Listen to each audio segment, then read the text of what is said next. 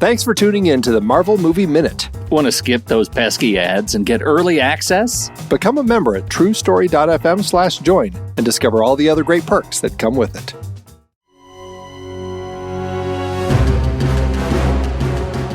Welcome back to the Marvel Movie Minute, a weekly podcast in which we assemble to explore the films of the Marvel Cinematic Universe 5 minutes at a time. In this, our 8th season, we're looking at Thor, The Dark World. I'm Pete Wright. And I'm Matthew Fox.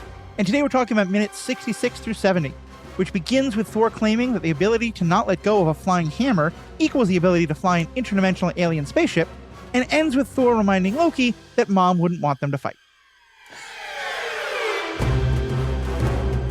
So many thoughts on this 5 minutes. It's really an escape plot. Where do you start? With the last week we came in, and let's just say, we were both a little bit exuberant, more exuberant than we have been. Does that carry through to this 5 minutes for you? It certainly does not. Oh. Well, I will say there's some fun lines in this. There's some fun character dialogue. And then there's just a lot of pew-pew for no reason whatsoever. Yeah. I don't want Thor to be science fiction. And I really don't want it to be bad science fiction. Or even if it is science fiction, I want space magic, and I want to know about Asgard. I really don't want to watch CGI spaceships fire at other CGI spaceships where I know that everyone has plot armor, either because they are our main characters who can't possibly be harmed, or they are nominal good guys who don't realize that they're chasing the other good guys for good reasons, and so we're not going to kill them because we're not monsters. Yeah. So there's literally no point to any of this. Wow, I started off negative. I apologize. You really did. There's some fun dialogue. There is some fun dialogue. There's some brotherly banter. I have to admit, I did at some point in my head, one of the characters, probably Fandral, right before he jumps off onto the other skiff, screams, "Now that's pod racing." That's what I thought in my head. Well, because it does feel a little bit like that's the level of chase we've got right now. It is substance light, and it's blocked very poorly. And so we'll talk about that stuff. But I really struggle with that. Here's the principal challenge. I think you're right. There are some great Thor Loki bits. It blends a lot of comedy and tragedy. We get lines like, "You just decapitated your grandfather." And that's, I mean, I'm at a moment in that particular bit of swiping through Asgard that I'm laughing at that bit. The Frigga trust speech is, I enjoy that. The challenge I have with it is the setting. That the Dark Elf ship is so weirdly designed inside as they're flying around that it's just these two guys standing in an all CGI kind of, a dome of characters floating around. And I find it really takes away from what I want and what I've learned out of Asgard. Are you referring perhaps to the fact that this is a not only space like intergalactic ship, but an interdimensional ship, as far as we understand, in terms of where the Dark Realm is. And yet it's also a convertible. Yeah. It's like those Huey helicopters from Vietnam movies where you can jump out the side. The sides are open to space. Yes. It does not make any sense whatsoever. It doesn't, and it takes away from the setting or from any of the sort of weight of what they're talking about. And so I like some of it. I like that when we're pulled into the character beats, I think it's a fun, chasey kind of brotherly banter. That's the stuff I'm already on the record of having liked. What did you think of the actual sort of pushing Loki from the Dark Elf ship onto the skiff rug pull? The banter is what I'm there for. Yeah. So pushing him away in a way that ends the banter, well, that's going away from what's interesting. And to me, there's no rug pull. Of course, something's going to catch him. Like, I don't think I had a single moment of, oh, I wonder what's happening. Loki. But honestly, my first thought was, why is there an open door on the ship? That doesn't make any sense. Yeah, because convertibles. To me, it took me so far out of it that it didn't. Yeah. Yeah, like I don't So wait, are you saying that like we're supposed to maybe think that like Thor just killed him? I Or think that Thor the just moment, abandoned him? what I think the moment is trying to convey is that Loki was being the annoying little puppy who was bouncing around Thor, and Thor got tired of him. And for a moment, we're supposed to think, oh my gosh, like this is just how brother gets rid of him, pushes him off into the water. I think it's meant to be sort of a multifaceted move that is one that evokes some laughs and feels sudden, because why would he do that thing right now? They're trying to escape together. And that's the rug pull, right? It's not very satisfying because you're right. I think anybody who's actually invested in the movie is watching thinking, okay, there's clearly something down below. And it was Thor who's, playing three-dimensional chess, right? It already knows that somebody's going to be down there and he pushed in just the right time. Right. But I struggle with the believability of it in this movie because, again, this sequence highlights some serious blocking challenges that are not anchored in space as we see it as we're watching it. And I think this is the first of several where I don't know how they want me to believe that he was able to be so precise in his push that Loki would just land on this tiny speck. There's nothing that sets me up for that. Yeah. You asked me how I feel about a rug pull. I've been on hardwood floors the whole time, buddy. Yeah. I did not get any of that. Okay. And if they tried to do that, at least in my case, they failed. But more to the point, I do think that the point you're making about the blocking also makes no sense. It is a really good one. And here also, I think we have the problem of Asgardian powers, because like one thing I think is sort of implied with all of this is that part of why it seems to humans that Asgardians are so powerful is that their power scale is just so different than ours. And that a normal amount of strength, or like maybe a high level of strength on Asgard, like Thor might have, is just off the charts amazing, godlike levels for humanity. One of the things that these godlike beings can do is fall from incredible heights and suffer what would be spine-destroying damage on Earth and it not harm them. Kind of like Superman can or Captain America can for whatever reason.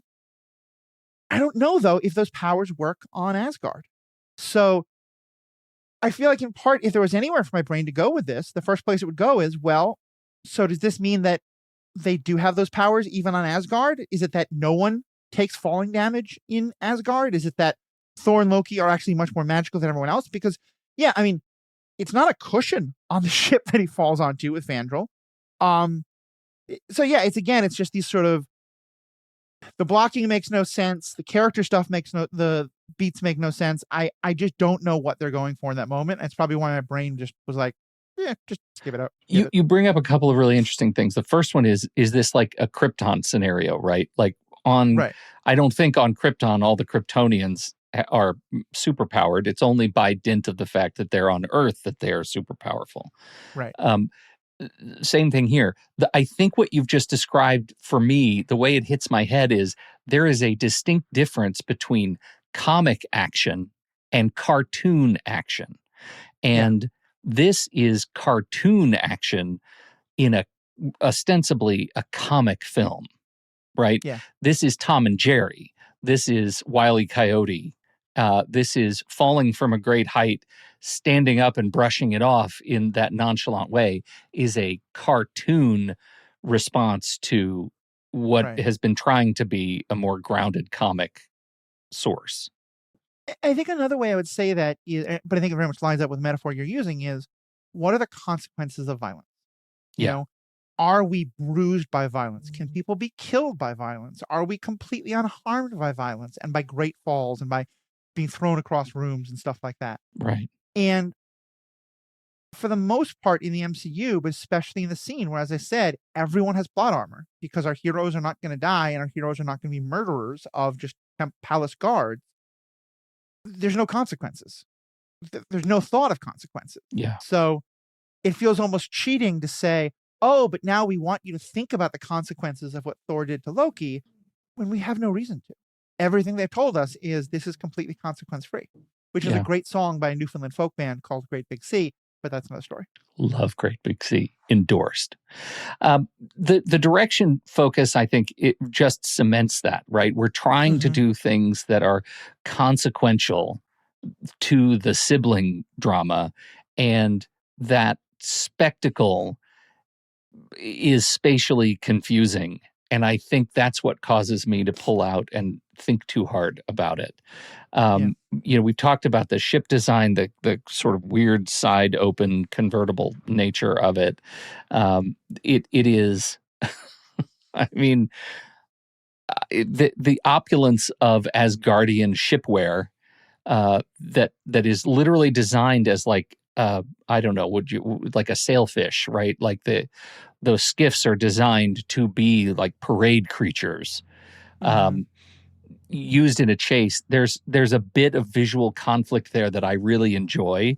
I like feeling like they are misusing this thing, and also, we're still in the open air and we're about to drive headlong into a mountain. All right, you have issues with the mountain. Well, there's a couple other blocking things even before we get to that, which we want to talk about those first. Because once they both jump off the big alien ship. Now they're on the little skiff. To you, it's sort of a powerless craft. To me, it's just 100% one of the little sail barges that goes along with Jabba's big sail barge. 100%. No, absolutely get that. Yeah. And the idea here is that before they were up by this big bridge, they were way up in the air. Everyone could see them. Now they're flying really low to the ground. But one skiff pilot has seen them and is chasing them, and they're portrayed as being kind of skimming over the waves. So Fandral gets to have his hero moment, and it's fine. Instead of everyone saying, "For Asgard," he has this little kind of nonchalant, like, "For Asgard." It's fun. That's who his character is. And he does the, like, grab onto a rope and I guess swing all the way to the other boat. Yes. Which is interesting, because the pivot point of that is not in the middle. It's, on his boat. So that's hard enough. But also, that's going to take you down like 50 feet. And we were about 10 feet above the waves. Right. And again, like, I shouldn't care about this. I should be wrapped up in the spectacle that I'm not trying to, like, bring out my parabola and measure the arc that he's taking to get from one ship to the other. But I am. Yes. And then he gets to the other ship and he says, "Nothing personal, boys," which again, I thought was a nice moment of confirming what I thought about last week of they don't want to kill these guys. They don't think they're doing anything wrong by obeying Odin's orders, but they're getting in the way. So they want to disable them without hurting them. Yeah. But yeah, the actual blocking of the fight. So 2 points on that. First of all, this is one of those that it's hard for me to watch and not imagine how it could be fixed, right? Because one of the shots that we do get is Loki pulling on that lever, right? You sort of think about it like it's the equivalent of like a space gondola, sail, or what do you call that thing in the water? Anyway, rudder. It's like a space gondola rudder, and he pulls it, and the intent is you can see the sort of angle in the camera of the skiff moving upward. But I think that comes at the wrong point relative to Fandral's jump, the swashbuckling jump. If we had already seen their skiff higher than the thing that was shooting at them, we could have, that could have been resolved. Instead, he jumps off, he swings down to the chasing ship, which was chasing from above and behind earlier. There's no way he could have swung that way. And then the punches just seem anemic, right? Fandral, it feels like we've stepped back in time to a 1920s, 1930s swashbuckling Errol Flynn type film. And that just doesn't fit for me. Yeah, I mean, it makes you again wonder, like, is it that Fandral and Lady Sif and Gimli, I know there's a better name for the rotund member of the Warriors 3, but I prefer Gimli. Is Gimli. He takes on 8 of them before they finally overwhelm him. Fandral just very easily disables 3 of them. Now, either Odin has incredibly low standards of who gets to be in his security program, or Fandral is much better than them, or I don't even know what. It's interesting. I totally missed that Loki had because in my mind, and again, this is terrible radio, I'm showing this with my hands, Mhm. the two ships are kind of on an equal level, and so you go in a big arc to swing from one to the other, going underneath. But if Right. you're saying that Loki gets their ship above the others, and now he's just dropping straight down on the rope, Right. that makes more sense.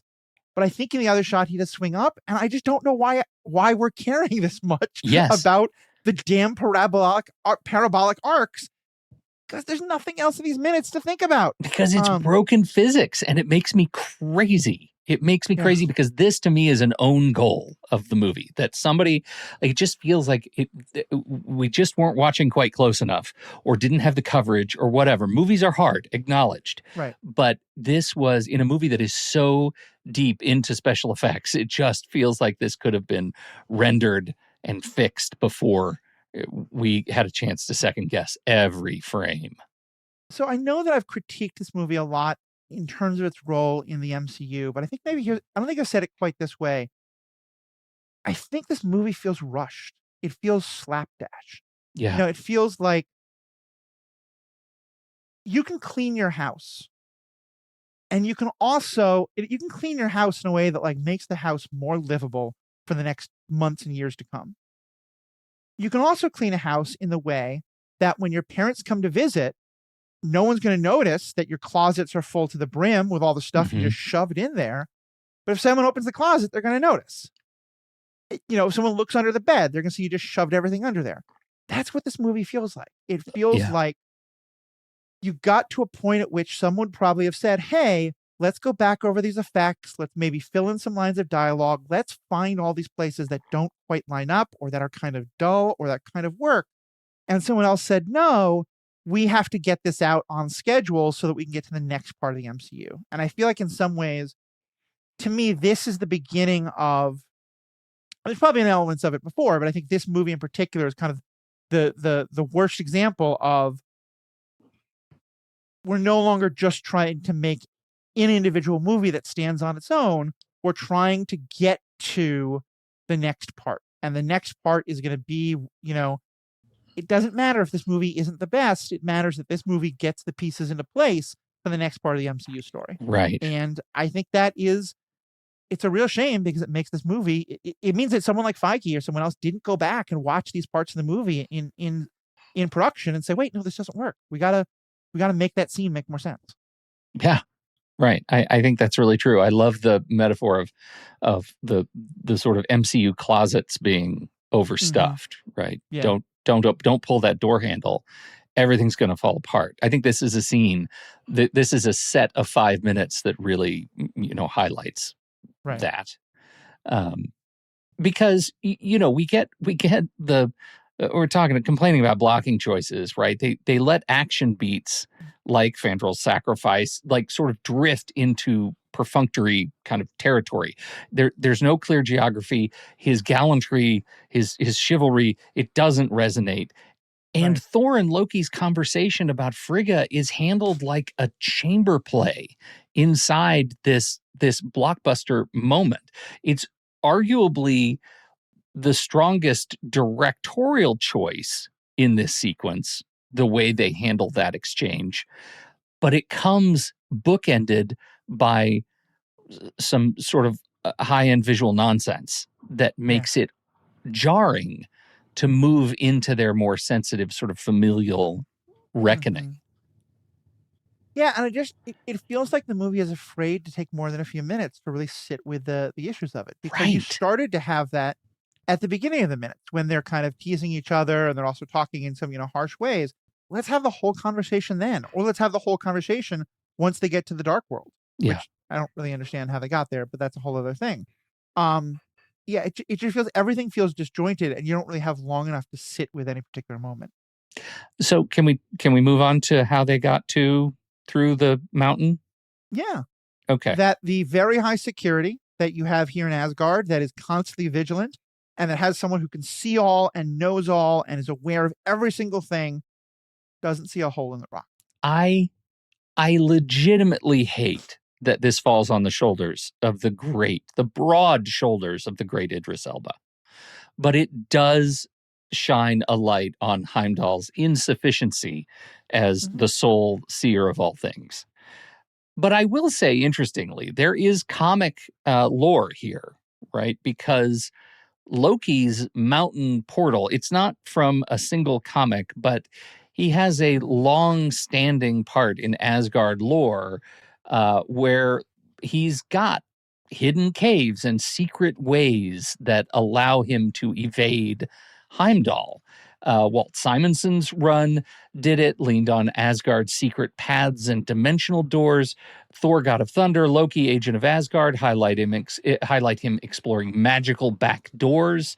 So this is an opportunity in the film version, the MCU universe, the Marvel Cinematic Universe, to explore this as shorthand for a classic Loki move, which is finding hidden exits. It's just Right. what he does. It comes a little bit out of nowhere here, I think. I mean, do you feel, I gather that you don't feel like it was set up that Loki has this sort of network of paths, that he's explored in prior I think it's more the opposite. I expected it to seem interesting. Okay. A hole in the wall is not something that is mystery and magic. It's just a damn hole in the wall that someone should be patrolling those rocky walls and notice, oh, there's a hole that you can fly a ship into. Well, it's a very small hole, and everybody was very intensely scared about it. Yeah, whatever. But you can still walk into it. If to me, I thought it was going to be they were going to fly right into the wall and then find that a certain part of the wall was illusion magic and just fly right through the wall. That's interesting. That's because it's Loki. Now we have a one moment where Loki knows something Thor doesn't, but Loki gets to be the brave one and Thor gets to be the afraid one. But also it's and it could be that it's something that Frigga set up a long time ago. It could be just that it's random illusion magic and chaos exists somewhere, but that there's this one little bit of wall that actually isn't there, of the rock face, that is illusionary. Or even just that it's shadow and that there's a weird trick of the light that makes you think there's a piece of wall there, but you don't see it. There's a hidden passage. Something like that. That's actually how I saw it, though. Like, as they're flying into the side of the wall, there's that little crevice. Maybe I didn't watch it on a big enough screen, but when I last looked at it, but it looked to me like you could make the case that it is a hidden spot that normals couldn't see it, but Loki had been there and knew exactly where, what the altitude should be to hit that opening. Yeah, big wall. There's a big black hole that is so hidden that everyone can see it from 1,000 feet away. But you could see, because that's the thing. I thought they were trying to communicate that it was this big black hole that looked like a shadow in the side of the wall. Maybe that may be another rug that I just never felt underneath my feet. But to me, it was like I literally kind of sighed and was like, really? Is it just a hole in the wall? Because it felt like they were flying towards it from a long time away, and that Thor's reaction was, oh, you're going to do some feat of flying to go through this hole that I can clearly see, instead of there being any sense of magic or mystery. Like, he's not a pilot. Loki isn't a pilot. He's a chaos mage. Right. So that's what I wanted to see. Well, that's ironically not the thing that I thought you were going to have a challenge with, and the thing that I had a challenge with, which was, it seems like what they were setting up here is that, as they're shooting through the wall, we get the rainbow bars, right? We now are in a technological space, or at least from the perspective of the movie, where this feels very much like the way Asgardians travel, right? Using the Heimdall and the bridge and all that. And so it feels like now we're opening the door to these like Asgardian wormholes that are hidden in rocks and will take you to different places if you know where they are. And that is something that I found myself frustrated with, because I don't think that has been explored since this movie. It's an architecture that they built for this to get them to this new location, and I don't think we ever hear about it again. Am I wrong? I couldn't place it. Well, what I'll say is I don't think you're wrong. And this might be a case where I think the rug was really there and I just missed it, but maybe I'm on hardwood floor for good reason here. What I saw was that this weird multicolored ship they had wasn't really fitting and was hitting the sides of the walls, and there were sparks. all those colors it seemed were happening where the weird things that jut out from the ship were scraping against the wall. And so to me, those were sparks meant to show you how close they were. Because if it's is it Asgardian magic or is it Lokian secret passage magic? Yes. So I think my head was, maybe you were totally right and that's what was intended, but that's not what I got at all. I thought it was 100% Lokian. Silliness. I'm scrubbing through it right now because I need to be I just need it clear in my head. It is actually both. It is both sparks and rainbow stuff. Well, that's the rainbow stuff is coming at us from the distance, and the sparks are coming off the sides of the ship as it's careening through them. Now that's pod racing. Yeah, that line's never going to get a laugh from me. It's always just going to get a no. I just feel like I need, if I commit hard enough to the bit, that eventually I'll get you. No. That's, a different part of the totally different cinematic universe that I hold little allegiance to. So okay. Off an aside, to me, the merger that I want to see is now that's pod racing. For me, links into this is NPR at the end of every wait, don't tell me. So that's the if you go, and this is NPR. Pod racing. I'll hear Anakin say this is NPR. But anyway, going back. Yeah. Yeah, that's just bad filmmaking. If you want us to do the rainbows, don't show us the sparks.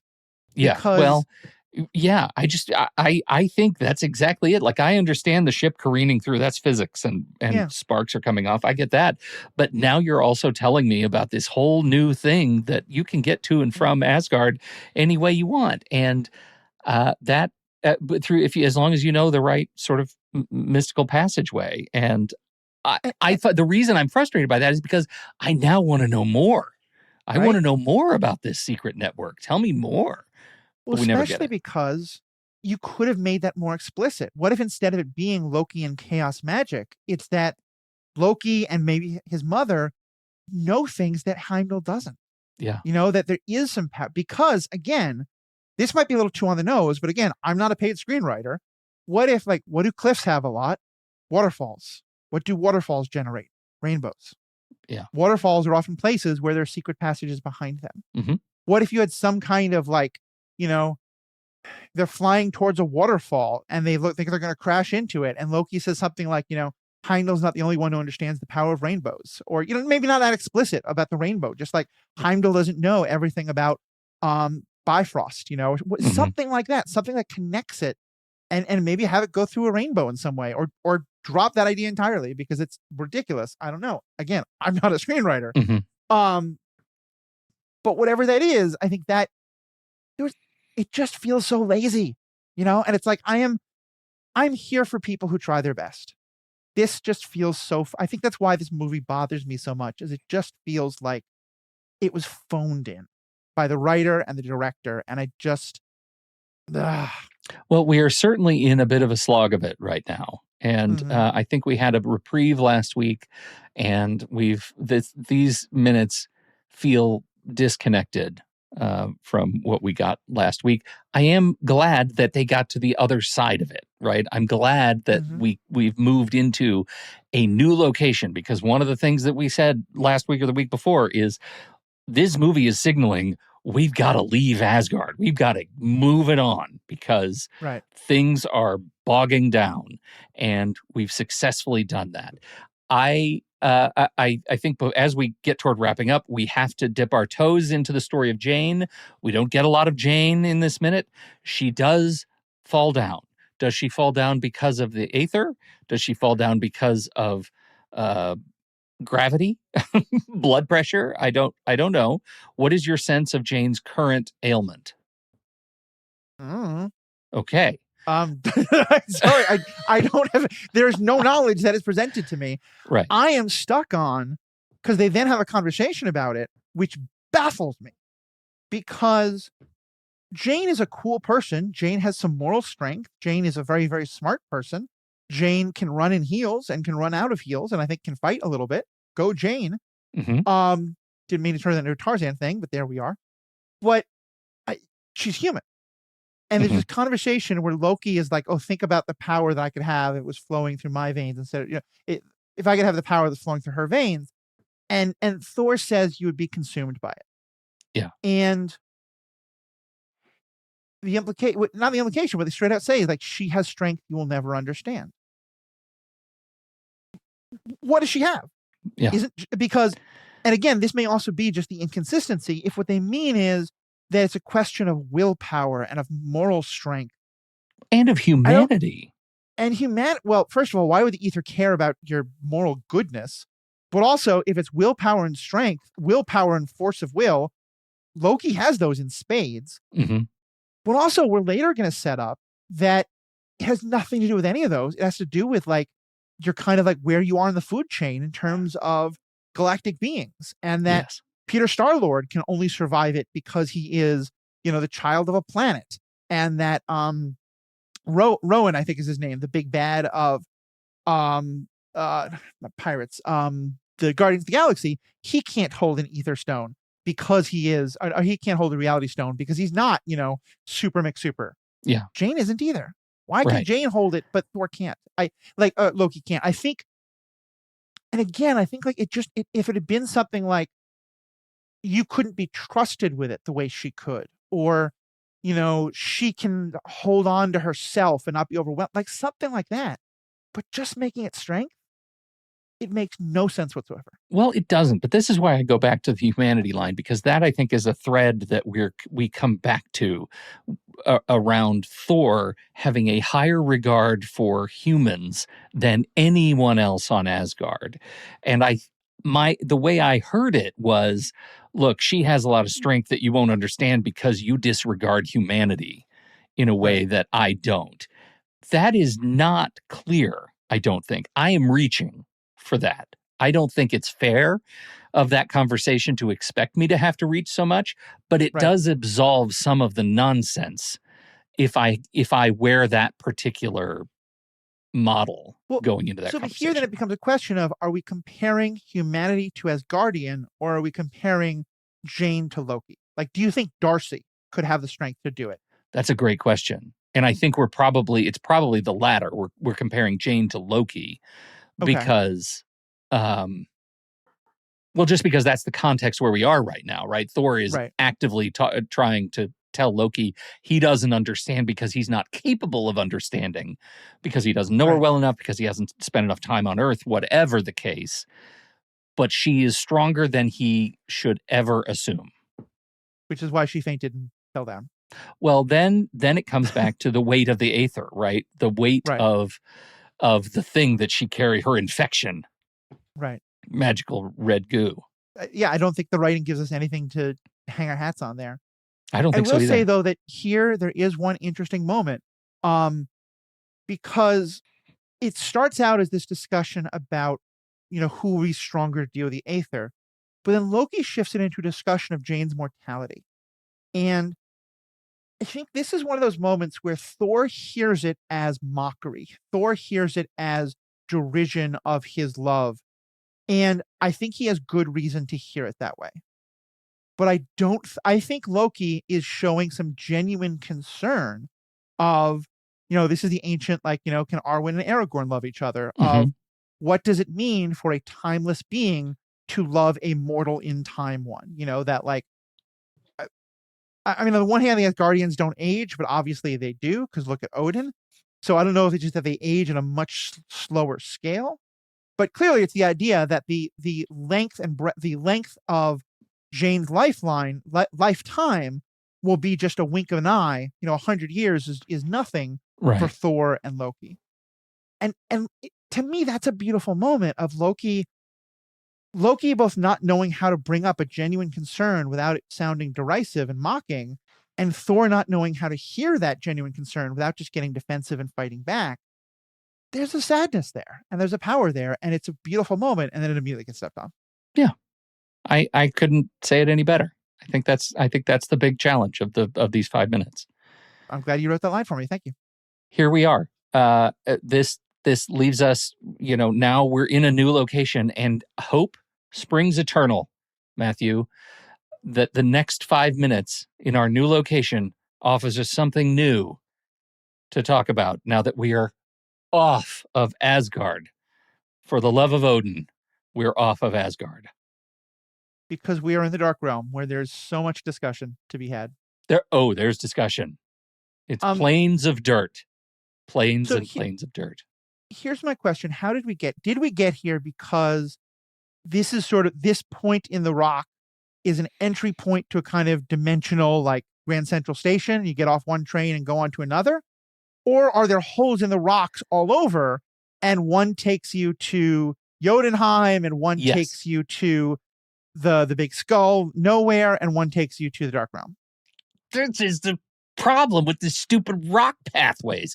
Who knows? It's never explained. Nobody ever seems to care to follow up on it. And at this point in the movie, it's all I want to know is why did they introduce this network of pathways and not tell us how they work? And I recognize I may be wildly overthinking this teeny tiny thing. And really, it's just a plot cave. And we need to move through it to get to the new location. But that is problematic writing for me. Yeah. Well, all right. To me, problematic is when it's racist or sexist. This is just bad. It is just bad. It is malpractice on the part of the writer. Yeah, for sure. It feels clumsy to me. This feels like it just, again, it feels plot driven. It feels Doyleist at its highest. And more than anything, I guess here's going back to the comment I was making about kind of that, like that last check. It feels unpolished. Mm-hmm. You know, it feels like to me, almost, it's not even just the, like, do you shove everything in the closet? It's the, you wrote the term paper 2 minutes before it was due, so you never hit spell check, you know? Mm-hmm.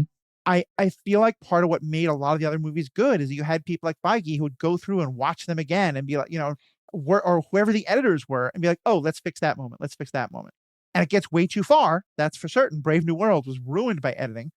But this one, it feels half baked. It feels like this is a draft more than anything else, you know? It's strange because I mean you name drop Feige. I mean Feige and Esposito are on this movie. Like this is the team, right? This is the dream team that's brought us the other movies. Somehow this one feels disconnected, where other better movies around it feel cohesive. You know, I'm headcanoning like crazy here, but I've read some of the histories and read a lot of the interviews. This is my understanding is like, yes, his name is on the project, but at this point he has 5 different projects that he's trying to shepherd, all of them pointing towards Ultron and then the Infinity Saga.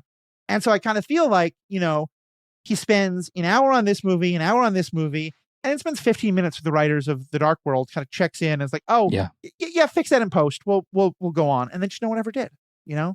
Yeah. There is a certain level of like, you know, human understanding of human frailty when it comes to massive, complex projects. And at some point, something gives.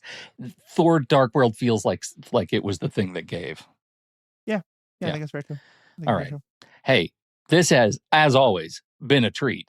We are cruising toward minutes 71 through 75 next week. Very excited to do that. Who knows what's going to happen, but it'll be dark in another world. You heard the show's got ads in it now. We'd love you to just decide, hey, I don't want to listen to ads, and head over to marvelmovieminute.com and subscribe, become a member, support this show directly. It's the members. The ads help keep the show on and coming. It's the membership that actually is sustainable. That's the thing that keeps us growing and able to make choices around where we spend our time. And so support the team, not just me and Matthew, but all the voices that have come in and out of Marvel Movie Minute. We surely appreciate your support. And I want people to know that this episode right here, I'm going to introduce a new clock, which is the countdown to the most important moment of the movie, the end. Okay. And it's important to do it with this minute especially, because not only are we're now on the downhill slope, there's less of this movie than there was before, so we are always going to be getting closer to that end. But we are at now minute 70, and there's 100. The runtime of this movie is 112 minutes. So there are how many minutes left? 42. So right now we are at the answer to the life, universe, and everything. It's only 42 minutes left, folks. Only 40 minutes left. And next week I'll tell you it's only... It has to mean something somewhere. So if I can do my sign off, 42 minutes left. courage.